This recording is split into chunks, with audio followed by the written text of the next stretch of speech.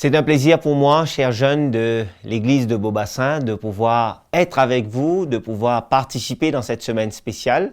Et je remercie le responsable de m'avoir donné cette opportunité. Je vais vous parler de Daniel, un personnage très connu dans la Bible. Et lorsque nous voyons le livre de Daniel, nous voyons que ce livre est un livre très intéressant de par le fait que cela soit un livre pour toutes les tranches d'âge. Même si, d'une part, certaines personnes disent ou trouvent que le livre de Daniel est un livre difficile à comprendre. Lorsque nous parcourons le livre de Daniel aujourd'hui, nous voyons que ce livre est pour nous en 2021, parce que ce livre est spécifiquement écrit pour le peuple à l'époque, mais aussi et surtout pour le peuple, pour le monde, à la porte des derniers événements de l'histoire avant que Jésus ne revienne. Le livre de Daniel, chers jeunes, a été écrit pour nous révéler ce que Dieu planifie de faire pour son peuple et pour ce monde. Donc, ce livre nous concerne d'une manière directe. Lorsque nous regardons le contexte historique de ce livre, nous voyons que à l'époque, le peuple d'Israël était déjà divisé en deux. Il y avait le royaume du nord, le royaume d'Israël, qui était composé de 10 ou même de 11 tribus. Et dans le sud, il y avait le royaume de Juda, qui était composé de 2 tribus, voire 3 tribus, donc Juda, Benjamin et bien sûr la tribu des Lévites. Et lorsque nous regardons un peu l'histoire pour pouvoir comprendre le contexte, pour pouvoir comprendre le message, nous voyons que lorsque le livre de Daniel est écrit, Israël Nord est déjà sous la captivité assyrienne depuis l'année 722 avant Jésus-Christ. Le royaume de Juda représente le dernier État survivant de l'ancien grand royaume de Salomon, le fils de David. Juda, malheureusement, n'est pas fidèle à son Dieu. Dieu prophétise la destruction de Juda, la captivité de Juda par le prophète Jérémie. Israël, malheureusement, demeure infidèle. Et l'empire babylonien, sous le règne du père de Nebuchadnezzar, a servi les Assyriens en l'an 611 avant Jésus-Christ. Le jeune Daniel, âgé de 18 ans, est déporté à Babylone avec ses amis, avec le reste de son peuple. Le roi Nebuchadnezzar est rappelé à Babylone pour les obsèques de son père. Et à l'époque, on croyait à une conspiration. Et dernier fait, dans le contexte historique du livre de Daniel, la ville de Jérusalem est détruite sous le règne du roi Sédécias. Tous ces aspects, tous ces éléments couvrent la période historique et nous aident à voir et à comprendre dans quelle situation était le peuple, dans quelles conditions était le peuple. Et lorsque nous parcourons le chapitre 1 du livre de Daniel, ce chapitre 1 brosse un tableau des 70 années de captivité du peuple d'Israël qui a débuté en l'an 605 avant Jésus-Christ et qui va prendre fin en l'an 535 avant Jésus-Christ. Daniel est âgé de 18 ans lors de sa captivité. Alors que le roi qui a amené le peuple captif, le roi Nebuchadnezzar, quant à lui, est âgé de 24 ans. 2 jeunes. Nous allons voir 2 jeunes. Daniel d'un côté, Nebuchadnezzar de l'autre côté, avec une perspective vraiment différente, dont le résultat de leur vie, le résultat de leur carrière se verra à la fin.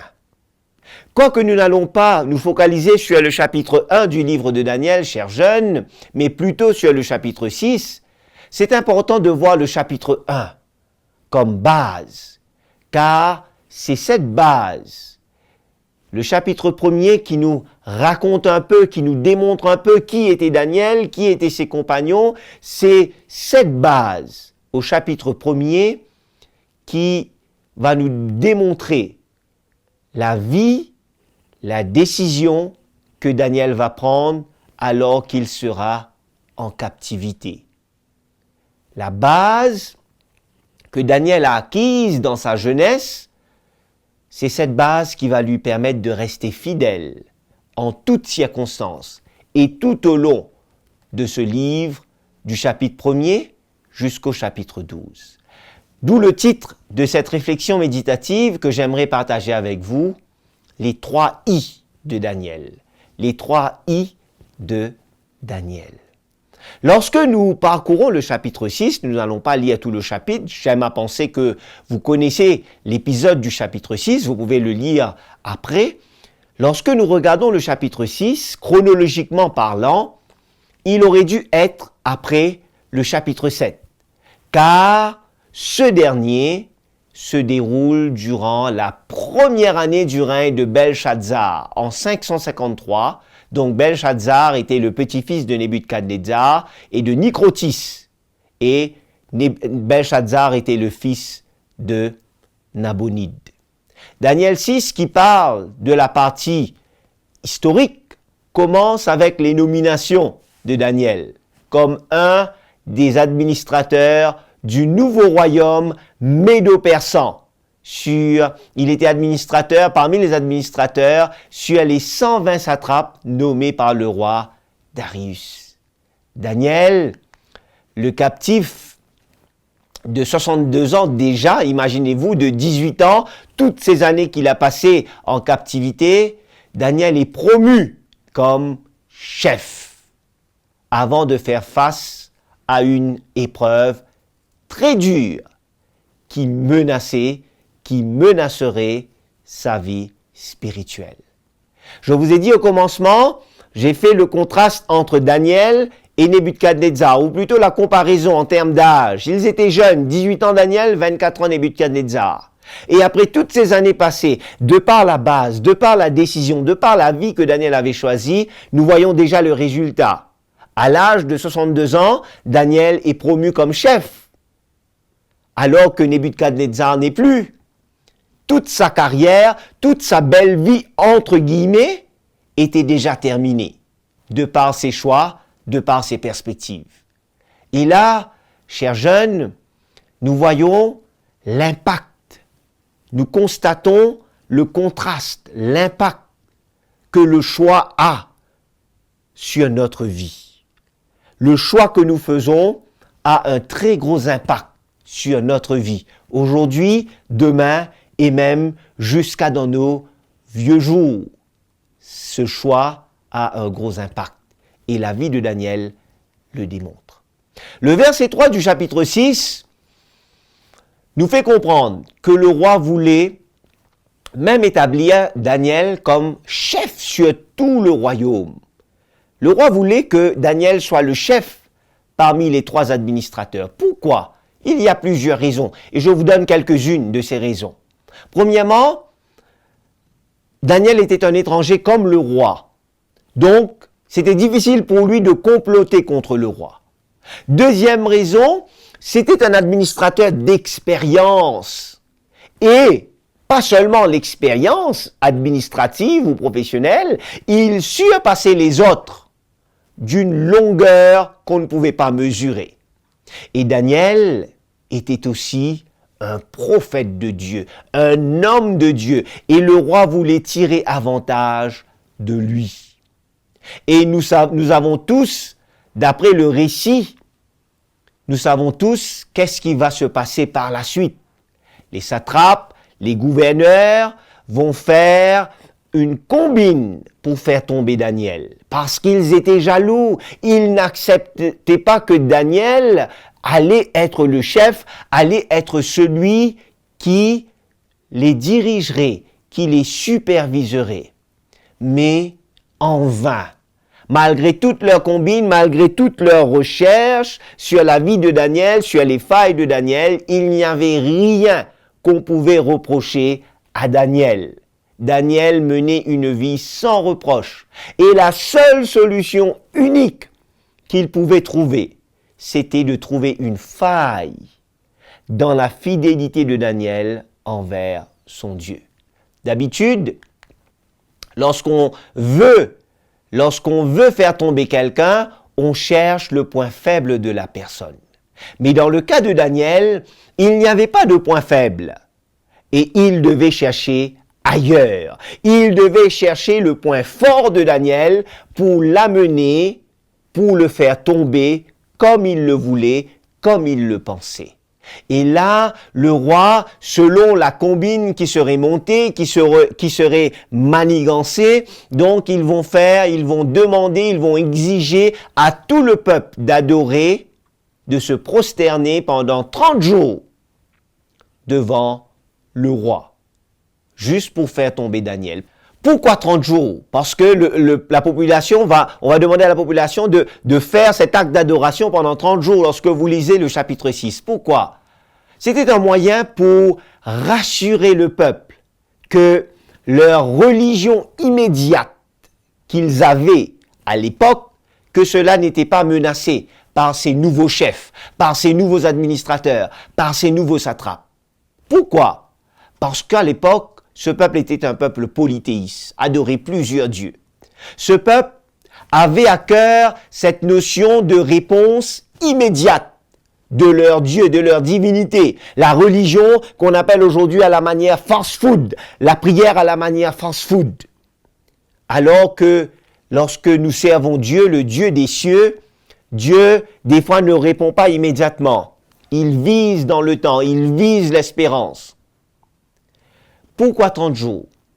Parce que, tout comme nous lisons au chapitre 3, l'érection de la statue, l'adoration de la statue, l'ordre de se prosterner, donc il y avait ce mouvement d'en bas pour aller en haut, au lieu du mouvement d'en haut pour venir en bas.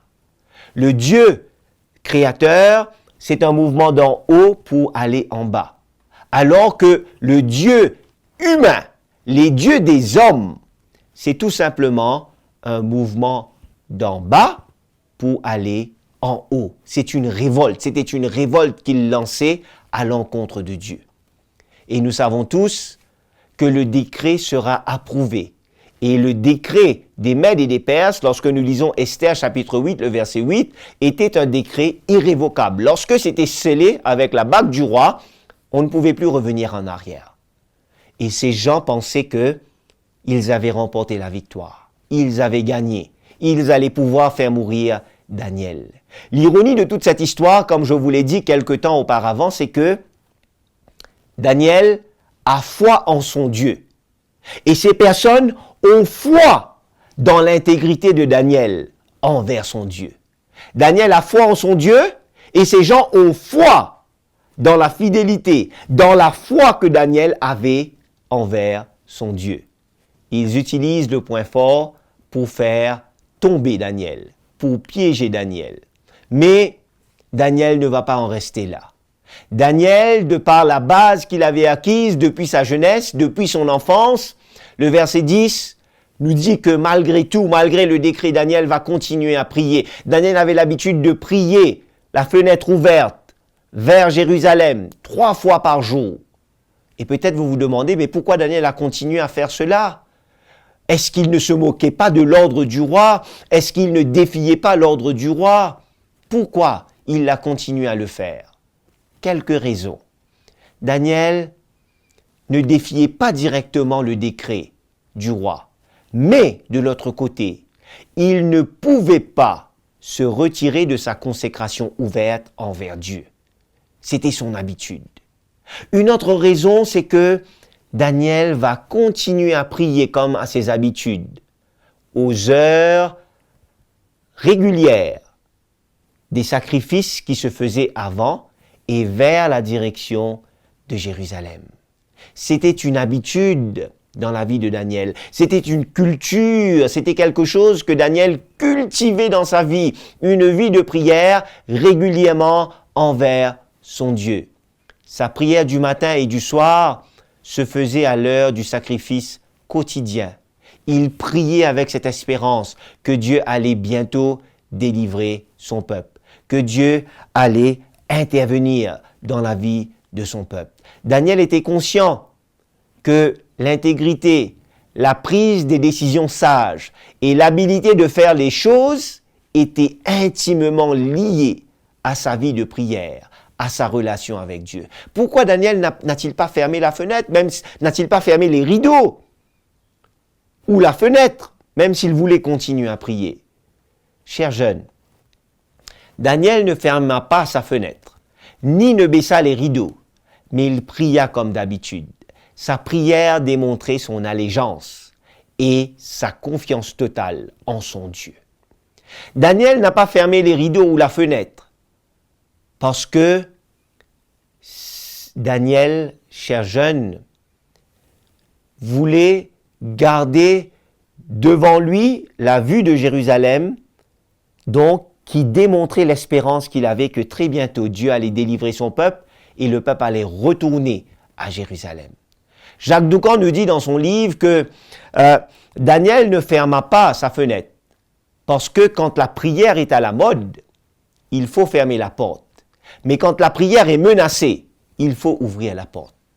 Et Jacques Doucan nous dit encore, il est plus facile de prier contre l'édit du roi que de continuer à prier tout simplement. Et Daniel va continuer à prier tout simplement parce qu'il avait confiance en Dieu. Et les versets qui suivent nous démontrent que la foi de Daniel et sa confiance lui ont permis d'aller jusqu'au bout, malgré la menace de mort à son égard. L'intervention divine démontra une fois de plus au roi et aux habitants du royaume que Dieu, le Dieu créateur, le Dieu de Daniel, le Dieu que Daniel servait était au-dessus de tous les dieux, de toutes les idoles, de toutes les inventions ou fabrications humaines. Daniel a su garder ses yeux rivés sur le Seigneur, malgré toutes les épreuves, malgré toutes les circonstances, malgré la mort qui était devant lui, et il en est sorti victorieux, car depuis son jeune âge, il avait bâti, il avait appris à construire, à bâtir sa vie, sa relation sur des fondations solides. Le titre de cette méditation, de cette réflexion, c'est les 3 I de Daniel. Quels sont ces 3 I? Le premier I et le deuxième I, nous le voyons au verset 3 du chapitre 6. Le verset 3 nous dit « Daniel surpassait les chefs et les satrapes parce qu'il y avait en lui un esprit supérieur et le roi pensait à l'établir sur tout le royaume. » Quels sont les 2 premiers I?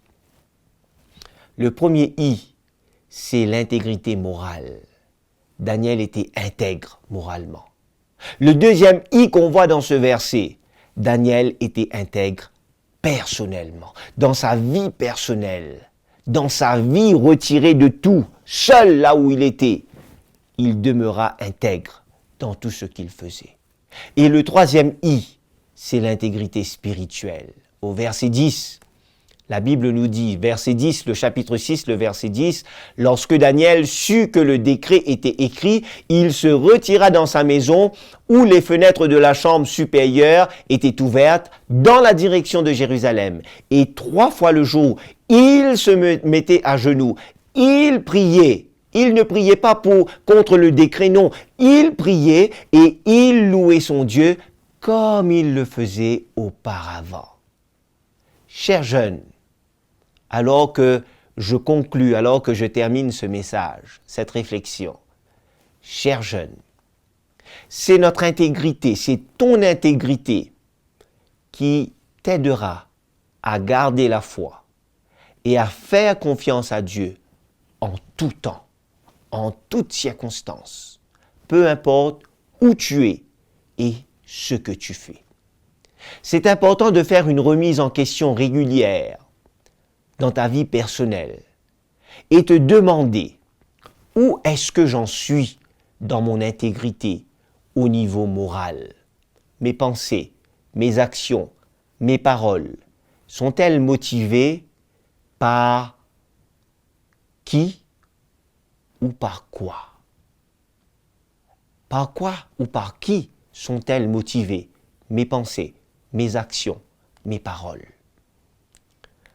C'est important de faire une remise en question quant à mon intégrité, quant à ton intégrité au niveau personnel. lorsque je suis seul, lorsque tu es seul, qu'est-ce que je fais? Qu'est-ce que j'ai l'habitude de faire? C'est important de faire une remise en question de ton intégrité, de mon intégrité au niveau spirituel. Quelle est la place que Dieu occupe dans ma vie? Quelle est la place que ses principes occupent dans ce que je fais, là où je suis? Cher jeune, tu peux faire la différence là où tu es et dans tout ce que tu fais aujourd'hui ou ce que tu entreprendras demain. Même si tu es jeune, tu peux faire la différence. Ellen White nous dit ceci, une citation que je pense tu connais très bien. Ce dont la société a le plus besoin aujourd'hui, ce ne sont pas des personnes qui peuvent s'acheter, qui peuvent se vendre.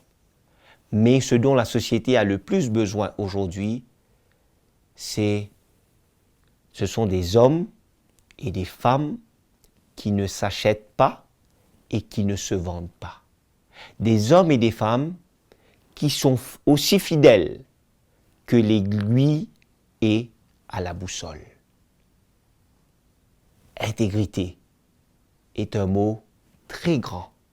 Mais si tu veux réussir dans ta vie, dans tous les domaines, l'intégrité doit être à la base, dans ta relation avec Dieu. Mon souhait, ma prière, c'est que tu puisses cultiver cette intégrité dans les moindres choses aujourd'hui, dans ton jeune âge, afin que tu puisses aussi la manifester encore plus dans les grandes choses qui se présenteront sur ton chemin à l'avenir. Daniel était intègre depuis son tout jeune âge et cette intégrité lui a permis de faire confiance et de rester fidèle, même lorsqu'il était vieux et qu'il faisait face à des circonstances, à des épreuves difficiles. Sois intègre. Ma prière, mon souhait, c'est que tu puisses avoir les 3 I de Daniel. Intégrité morale, intégrité personnelle, intégrité spirituelle. Je t'invite à prier avec moi pour mettre fin à cette réflexion. Seigneur, alors que tu connais le cœur, la pensée de chaque personne, de chaque jeune qui a entendu ce message, que tu puisses nous aider, y compris moi-même, à pouvoir rester intègre, être intègre envers toi, envers ceux que nous côtoyons, et que de par notre intégrité dans les petites choses, nous puissions témoigner pour toi, autour de nous, témoigner de ta grandeur, témoigner de ton amour, et faire la différence là où nous sommes. Tu connais la lutte, tu connais le combat que chaque jeune mène, mais tu nous as montré à travers l'exemple de Daniel que rien n'est impossible, rien n'est insurmontable pour celui qui te fait confiance, pour celui qui demeure intègre à toi et pour celui qui compte sur toi dans sa vie de tous les jours. Reste avec chaque jeune et bénis toi-même l'église de Beaubassin, la jeunesse de Beaubassin, afin que cette jeunesse puisse faire la différence là où elle est et puisse apporter l'impact que tu veux qu'elle apporte là où elle se trouve. Merci Seigneur d'écouter et merci de faire grâce et d'exaucer ces requêtes qui sont montées vers toi, car je te les ai adressées dans le nom de Jésus. Amen.